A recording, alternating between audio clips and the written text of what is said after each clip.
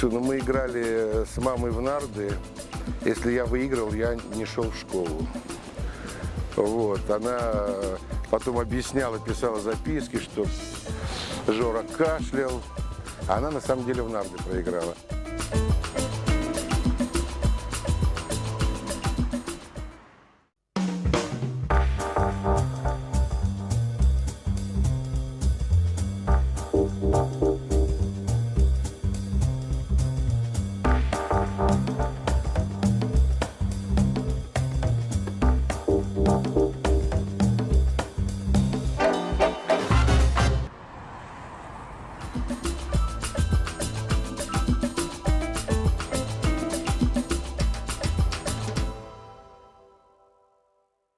Лирика – это часть нашей любви к нашей земле. Она неотъемлема, она не может пройти. Если она пройдет, то какая тогда любовь-то будет? Поэтому нет, лирика не прошла. И нет, очень красивая земля, прекрасная земля, и которую я безумно люблю. Поэтому это не приходящее и не уходящее тоже. Патриотизм, я, честно говоря, не очень люблю это слово, потому что последние годы патриотами стали такие люди. Это знаешь, как когда чиновники идут в церковь и там замаливают свои грехи. Слушай, а может не грешить и пореже отмаливать придется. Поэтому, мне кажется, патриотизм – это когда человек порядочно, профессионально делает свое дело. Понимаешь, как не бьет себя в грудь, не кричит, а просто работает. При этом, наверное, какие-то нормы человеческого общежития соблюдает. Вот это и есть патриотизм. Вот то, что произошло на днях, когда убили, это точно не патриотизм, да? То есть это преступление против своего народа, на мой взгляд. А если ты работаешь, если ты делаешь свое дело, самое главное, профессионально. Это тоже сейчас, к сожалению, редко, но вот это, наверное, есть патриотизм. А что еще надо делать? Патриотизм был в 92-м году, когда все встали и защищали свою родину. Но никто при этом не бил себя в грудь и не называл себя патриотом. Все делали то, что должны были делать. Вот, наверное, так.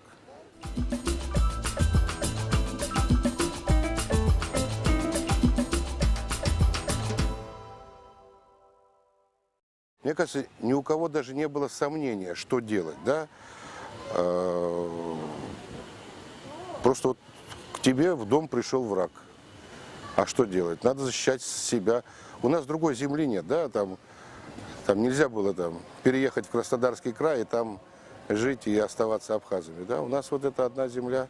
Ты знаешь, вот когда вот на Красном мосту тоже... Ведь ребята же сначала, кто с чем стоял, там спортивные пистолеты, охотничьи ружья. Понимаешь, ну это через несколько часов там уже появилось и автоматическое оружие. Но, мне кажется, сомнений ни у кого не было.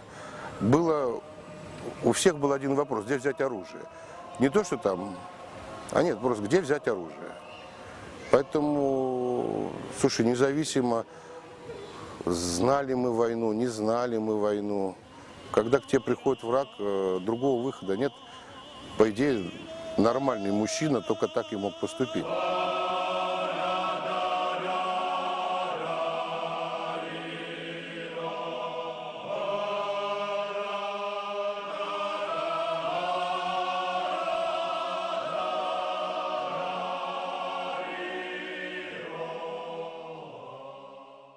На территории полка внутренних войск мы встретили одного из тех, кто участвовал в первой стычке с войсками под командованием Ахалая, Сергей Хашба. Сергей, что произошло? Я с полка ехал в Агудзеру, там дела имели, отправились командир отремонтировать боевой техники. То есть вы ехали не на боевое задание? Нет. Обстреляно здание Верховного Совета, обстреляна наша дислоцированная часть в Агуцерах, обстреляны наши также части, находящиеся в других районах республики. Товарищ полковник, скажите, собираетесь ли вы оставлять город? Нет, город мы не собираемся оставлять, наоборот, будем держаться здесь до конца. приходишь к мысли, что именно сейчас не хватает тех ребят, которые погибли. Порядочных, смелых. Вот это ты понимаешь, что нельзя сказать, что ушли лучшие, остались худшие. Да, это война, но очень многих ребят, которые могли бы сегодня, мне кажется, и изменить ситуацию в нашей стране, их безумно не хватает. Вот, наверное, это главное, что с годами понимаешь. Потому что одно дело победить, а другое дело выстроить государство, остаться людьми, остаться народом.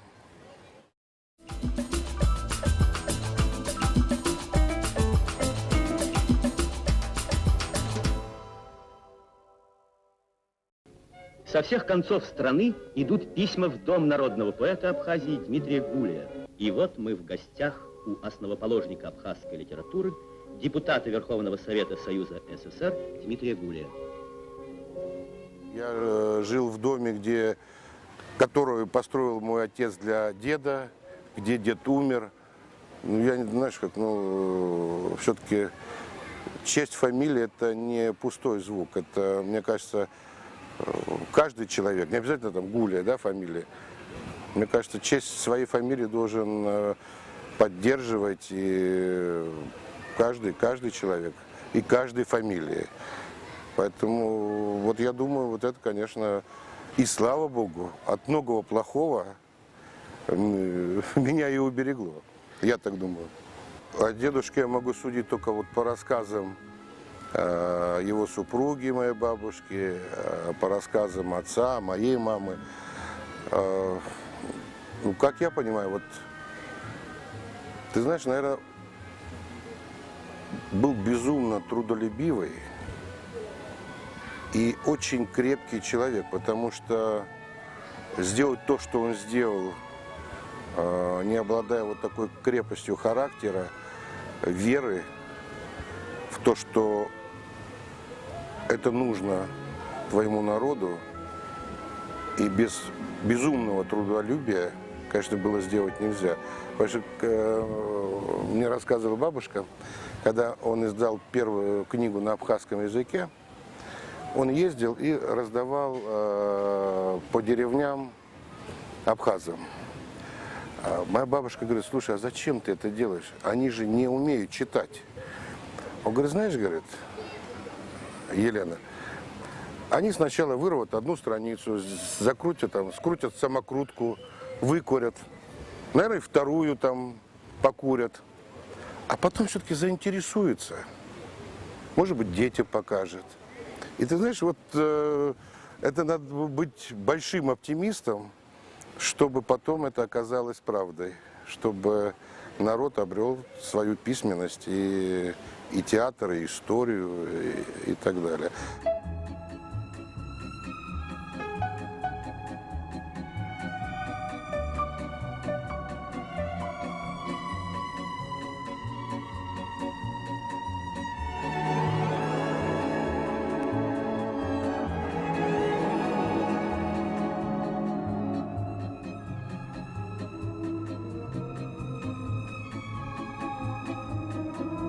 А отец, слушай, это, наверное, для меня самый дорогой человек, с которого мне бы хотелось всегда брать примеры, чтобы мой сын брал с него пример, он просто его не застал. Это тоже, ты знаешь, безумно трудолюбивый, потому что он выпускал как фабрика, там, не знаю, по 2 романа в год. При этом, объясняя мне, я говорю: папа, почему ты пишешь исторические романы? Надо же писать там. Он говорит: слушай, мы живем в такой стране, лучше писать исторические романы. В них хоть правду можно писать. А потом, говорит, если ты хочешь провести параллели, вот посмотри: Сула, диктатор, человек из Афин, демократия, да? Понимание. То есть даже в этих своих исторических произведениях он пытался что-то сказать и на злобу вот того дня, когда он это писал. Нет, ты знаешь, он знал, слушай, все прекрасно знали, кто стучал. И эти люди даже сидели у нас в доме за столом, и папа это прекрасно знал. Но это время было такое. Конечно, временем можно оправдать все, что хочешь, но папа этих людей оправдывал. Он оправдывал. То есть в этом тоже все-таки величие характера.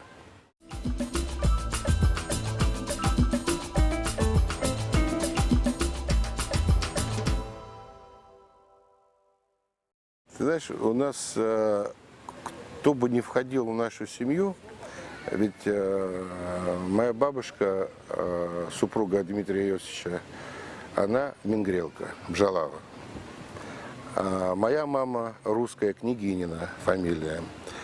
Но больших абхазов, чем они, я не встречал.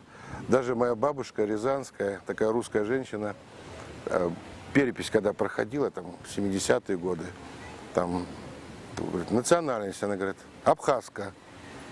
Я говорю, бабушка, а почему ты абхазка? Говорит, вас и так мало, пишите абхазка.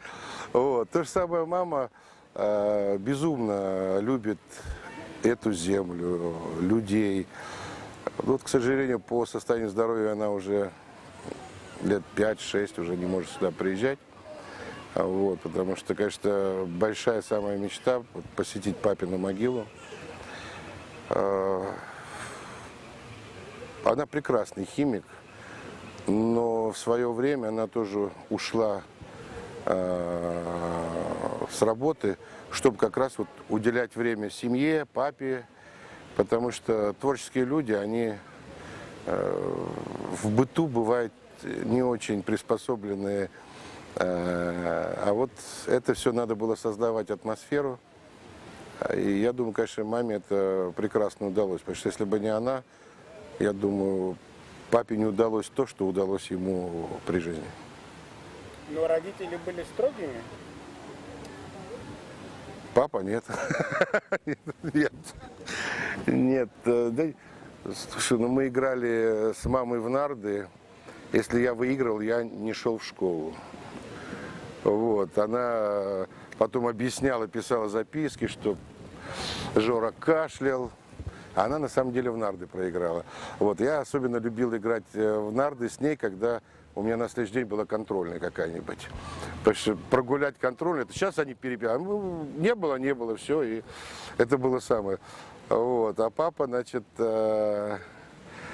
как-то попытался помочь и написал мне сочинение. Значит, не помню, какая тема была, и получил 3 за сочинение. Когда мама помогала, там такие, значит, фразы были, значит, железобетонные, я получал 5. То есть с тех пор, вот один раз был опыт папин, он, правда, так возмутился, он хотел пойти в школу и, значит, выяснять отношения. А потом мама ему говорит, а что ты пойдешь, скажешь, что это ты написал сочинение, как это же твой сын писал сочинение. Ну, в общем, его отговорили, потому что он хотел, конечно, был оскорблен полученной 3 за сочинение. Но это школа.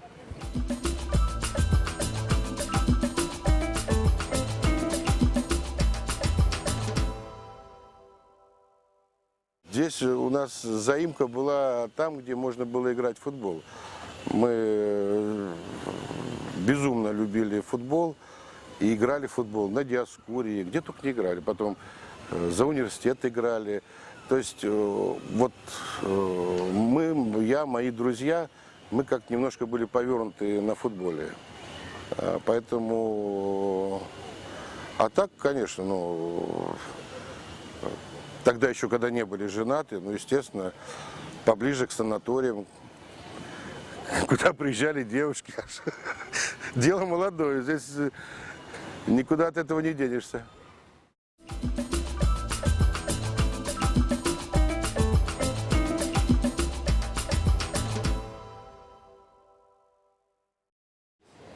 А у нас, я тебе хочу сказать, вот и во время войны, и после войны уровень наших журналистов, он был очень высок.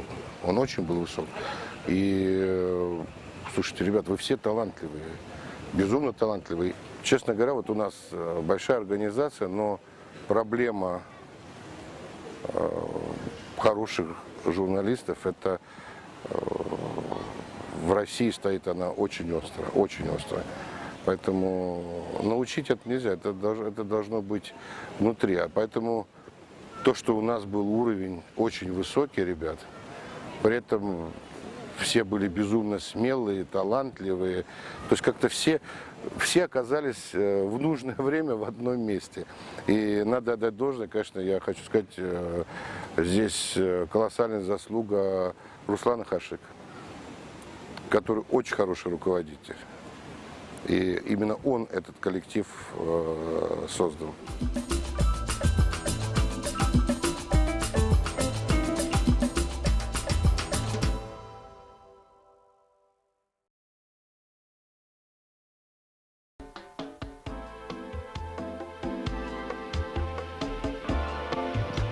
А вот и микрофон. Вы знаете, сегодня 1 апреля у нас идет дождь. Шутить в Абхазии с серьезными людьми и говорить серьезно о юморе с серьезными людьми – это дело серьезное. Бабушка, извините, пожалуйста, вы не подскажете в Тбилиси, как проехать? Не знаю. Ну, хоть в какую сторону? А, кто? Точно туда? Да.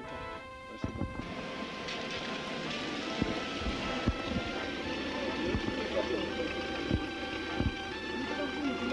Ой, извините, вы до Тбилиси не подбросите нас? В следующий раз. Тоже?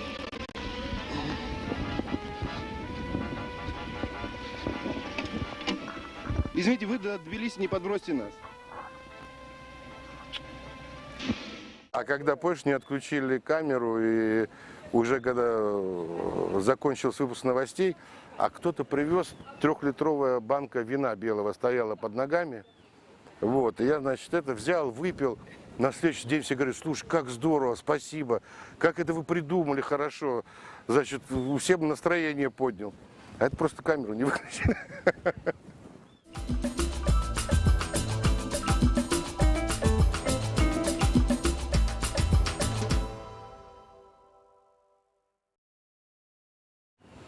Да нет, слушай, ну это,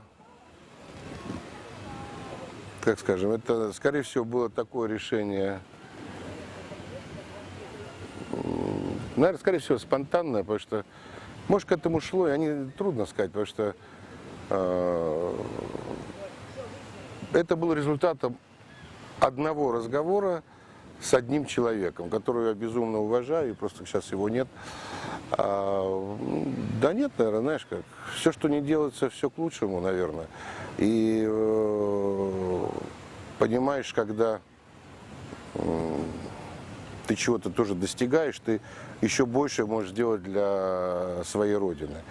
Поэтому даже сейчас какие-то мои возможности, они несопоставимы, если бы я остался здесь. Поэтому, если у меня появилось больше возможностей помогать моей родине, я это прекрасно, с удовольствием делаю.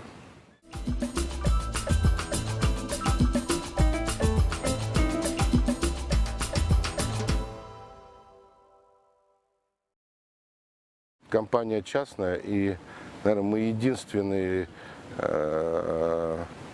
представители СМИ, которые кормим сами себя. У нас нет государственных бюджетов, вот, мы зарабатываем, наверное, единственные, кто в России вот так. Плюс, наверное, понимаешь, как мы понимаем, и люди, которые работают, журналисты, руководители, мы все понимаем, если у нас не будет качества, если мы не будем ежедневно идти вперед, там, придумывая новые проекты, так скажем, для зарабатывания денег, да, конечно, если качества не будет, у нас не будет денег, да, у нас не будет бизнеса, не будет бизнеса, у людей не будет зарплаты. То есть все понимают, что там, от качества твоей работы на конкретном месте зависит и твое благополучие тоже, по-другому не может быть. Поэтому я думаю, люди, которые приходят к нам, они уже как бы с самого начала нацелены на это. А информагентство — это безумно, это тяжелый труд. Это, знаешь, как такой круглосуточно, 7 дней в неделю, без выходных. Это такая болезнь, это болезнь. Нормальный человек там бы не смог работать. Мы даже издали такую книгу «Стандарты Интерфакса», да? То есть стандарты новостей. Но мы не можем черный назвать белым, там, белое черным. Понимаешь, как мы номер один на постсоветском пространстве по количеству наших подписчиков, грубо говоря, покупателей нашей информации за рубежом. Их десятки тысяч. А это, чтобы понимали, это же не физические лица на нас подписываются. Это подписываются крупнейшие мировые корпорации, правительства. Например, мы единственные поставляем информацию в Госдепартамент, там несколько тысяч потребителей в Госдепе нашей информации. Если нам перестанут верить, вот мы за 25 лет, с 89 года, мы приучили наших потребителей, вот что мы не врем. Мы не врем. И если мы это сообщаем, значит, так оно и есть. Естественно, ошибки бывают у всех здесь. Это, когда идет такой поток, наверное, ошибки есть. Но они понимают, что мы не занимаемся пропагандой, а пропагандой занимаются пропагандисты, а не журналисты. Это немножко две разные профессии. Поэтому, я думаю, нам удается вот и в данной сложной, в принципе, ситуации. Понимаешь, как, если люди хотят знать что-то о России, они читают нас. Вот и все.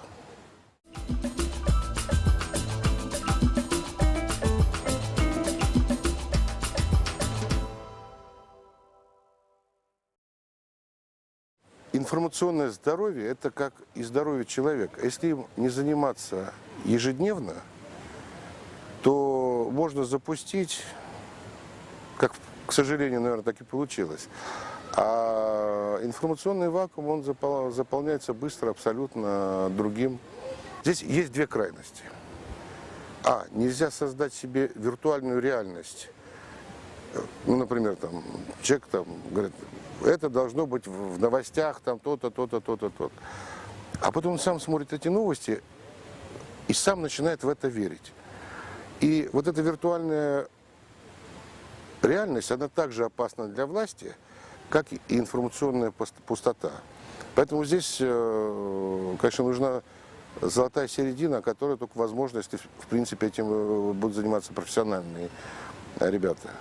А так это, конечно, понимаете, ни Интерфакс, там, ни РИА Новости, или как сейчас Спутник, да, там, ни ТАСС, там никто, они не создадут информационную картину Абхазии, да?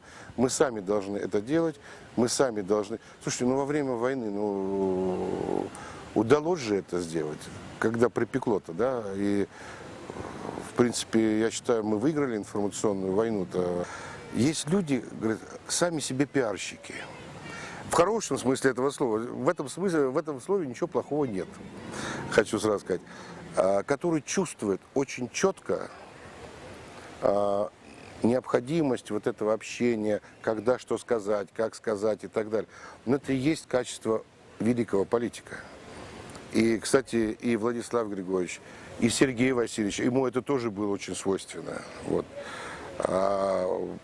Потом как-то вот у нас после них, не знаю, мне кажется, все-таки люди недооценивают важность вот, информационной политики. Слушайте, у нас вот даже здесь я нахожусь там несколько дней, да, начинаешь говорить с людьми, у людей масса вопросов. А люди на эти вопросы не получают ответов. И когда вот так походишь, поговоришь, ты понимаешь, что именно в этом власть не дорабатывает. Ведь, в принципе, даже какие-то вещи проще объяснить. Потому что потом они, вот эта пустота нарастает слухами, сплетнями, чего только... Слушайте, здесь некого винить, только свои недоработки можно винить.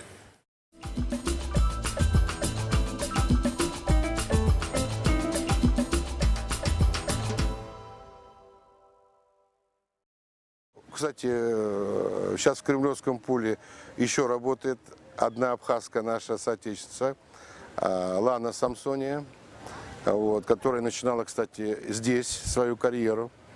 Вот, прекрасная журналистка. Я думаю, нельзя сравнивать Кремлевский пул возможности Кремлевского пула сейчас и то, что было, например, в 90-е годы. Когда там со столов чиновников воровали проекты документов и так далее, и так далее, и так далее. Ну, тогда была, конечно, журналистская работа. Сейчас, конечно, более, так скажем, строгие рамки, но, с другой стороны, это очень большая ответственность. Ведь когда ты освещаешь деятельность первого лица в государстве, здесь цена ошибки носит глобальный характер. Поэтому все ребята, которые работают в пуле, они, конечно, очень высокие профессионалы. И профессионалы, к сожалению, приходится заниматься все, потому что там тема от самых, не знаю, сложных вопросов экономики, финансов, я не знаю, там, ВТС, там, оборонно-промышленный комплекс, сельское хозяйство, политика, международное, внутреннее. То есть человек, по идее, очень должен быть развит. При этом он должен быть постоянно в курсе новостного фона всего, чтобы понимать, оценивать, задать вопрос нужный, правильный, сформулировать президенту, который, кстати, всегда отвечает. Запретных тем нет, так скажем. Поэтому с этим человеком очень интересно, но и сложно работать с точки зрения, конечно, потока информации.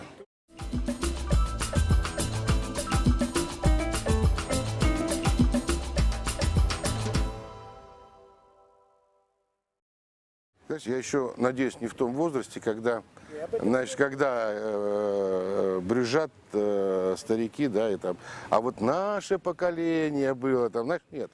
Я считаю, если вот сейчас сравнивать, я думаю, они намного больше образованы, чем мы были в их возрасте. Что касается, например, моего сына и вот его друзей, эти ребята владеют несколькими иностранными языками абсолютно свободно.